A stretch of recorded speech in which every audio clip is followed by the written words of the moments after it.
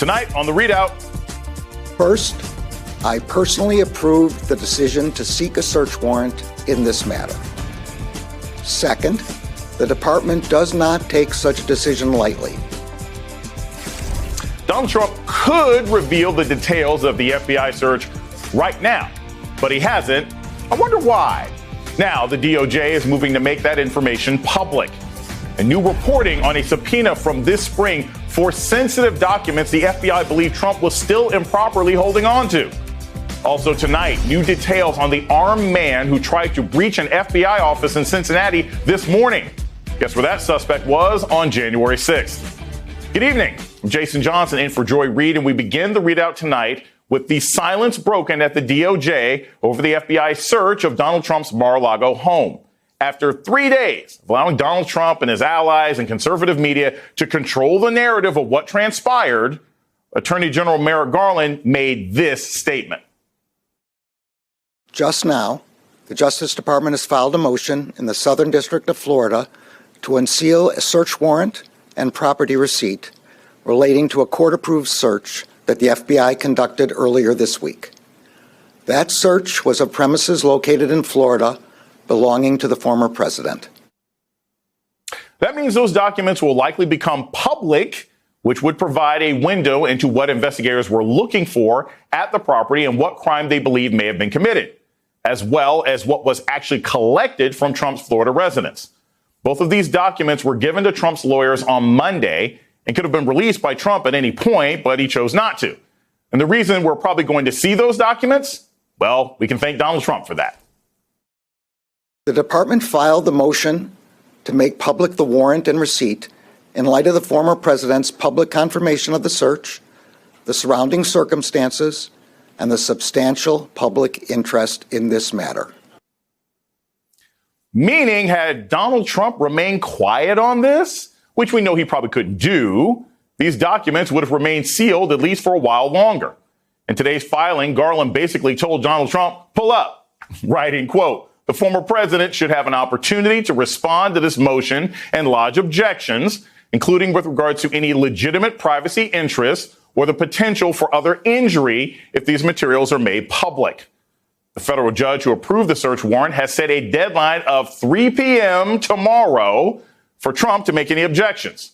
Trump tonight is continuing to say his team was cooperating fully and that the search happened out of nowhere. He did not indicate whether he intends to fight the notion. Look, Garland also went full Lady Tyrell when he made it clear that he personally approved the decision to seek the search warrant. Tell the Donald it was me, and that he didn't take that decision lightly. Upholding the rule of law means applying the law evenly, without fear or favor. Under my watch, that is precisely what the Justice Department is doing. All Americans are entitled to the even-handed application of the law, to due process of the law, and to the presumption of innocence. Just hours before Garland spoke today, an armed suspect tried to breach the Cincinnati FBI field office, flashing an AR-15 style rifle and firing a nail gun at personnel before fleeing and engaging in an extended standoff. That suspect was eventually killed by police. Let's bring in NBC News senior reporter Ben Collins for some breaking news on that story. Ben, this is disturbing. This seems clearly connected to what happened on Monday. What do we know about the man that attacked the FBI office in Cincinnati right now, other than the fact that he's dead? It is clearly connected to what happened on Monday, in the words of the man who did this shooting. His name's Ricky Schiffer. He was at the Capitol on January 6th. There are photos of him at the Capitol that we know are him. And I just want to read you a post that a bit of a post that he posted after he tried to fire a nail gun into the FBI field office, but before he went to a cornfield and got into a shootout with police. He said, well, I thought I had a way through bulletproof glass, and I didn't. If you don't hear from me, it's true. I tried attacking the FBI. It's one of those things that he said. But in the days before this, a couple days ago, he was talking about how this is a call to arms and time for combat, and there's no nonviolent solution to this. And also in May, here he is responding to Marjorie Taylor Greene. Congresswoman Green, they got away with fixing the elections in plain sight. It's over. The next step is the one we used in 1775. It's that sort of thing from this kind of guy. That's what you're hearing all over the internet. This guy went through with it. He was at the Capitol on January 6th. Ben Collins, thank you so much for that update. Let's bring in Jill Wine-Banks, former assistant Watergate special prosecutor and co-host of the Sisters-in-Law podcast. That is a very good podcast. You guys should listen to it. Michael Steele, MSNBC political analyst, former RNC chairman, and host of the Michael Steele podcast, another very good podcast to listen to. And Charles Coleman Jr., civil rights attorney, former prosecutor, and MSNBC legal analyst. I hope you get a podcast soon. Jill, I'll start with you. This is disturbing. We've talked about the rising tide of white nationalist terrorism. We have talked about the danger that the Republican organization has become as far as fostering this kind of behavior. What is your immediate reaction to this attempted terrorist attack on an FBI office in Cincinnati?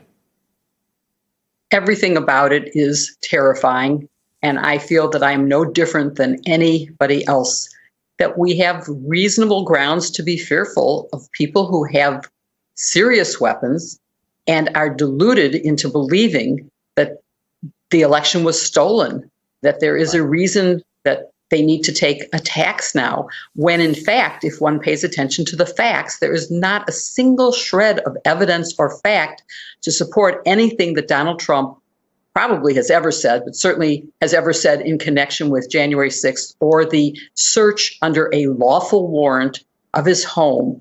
And you said something that I found very interesting, which was about how this was the Democrats weren't responding, that Garland hadn't responded, that Trump has had his say.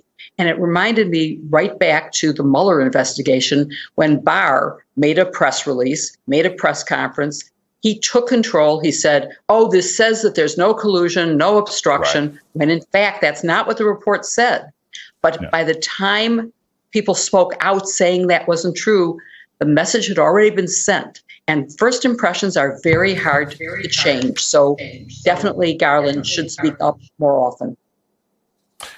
Michael, one of the things that concerns me when we see this kind of attempted terrorist action is the way in which these people are directly encouraged, not just by Donald Trump, but other members of the Republican organization. There's a tweet that we've now had verified of this guy communicating with Marjorie Taylor Greene. And she was like, oh, people are saying it's 1984, but it's more like 2016. And he's responding to her. Look, this guy clearly thinks that he was the Winston Smith in 1984. He's more like Fredo Corleone. But the fact of the matter is there's a lot of guys like that running around this country, talking openly and blatantly about going to their local shop and picking up guns and attacking government officials. Where do you think the responsibility falls on the party, or what passes sometimes as a party for Republicans, as far as censoring people who are in engagement with folks who engage in this kind of activity? In my estimation, it falls squarely on the hands and the heads of the Marjorie Taylor Greenes, the Jim Jordans, the Josh Hawleys, Mitch McConnells, the Kevin McCarthy's, the people who are leaders in the party. Right. You have the title, right? This is happening on your watch. There were times that, when, just dumb stuff. When I was national chairman, right? And they would haul my behind and flail it out in front of the public and expect me to respond. And I stood up in the moment, whether it was someone doing something stupid with the credit cards or someone, saying something crazy in the party. I stood up and said, no, that's not who we are. No, I'm sorry. We're not talking about witches today, people. Sorry. It's not what we're doing. That's not what the party's about. Crickets. You hear nothing from these people. Or if in the alternative, you hear the Marjorie Taylor Greenes out there egging it on, profiling it further. But then when it gets serious, they want to wash their hands. They're like, well, that's not what I meant. I can't help what people do. And I'm not responsible for what they say. Yes, you are. Because your silence is acquiescence. Your tacit encouragement, saying, we're the MAGA party. Well, when MAGA starts acting like MAGA, guess what? You're now responsible for that. And I think more and more Americans need to hold them all accountable. There's an election coming up this November. These folks are on the ballot in a lot of states for a lot of important offices. What the hell you think next year is going to look like with Mastriano running the governorship in Pennsylvania and Carrie Lake running the governorship in Arizona, and you're kind of going into a 2024 cycle? What do you think that looks like?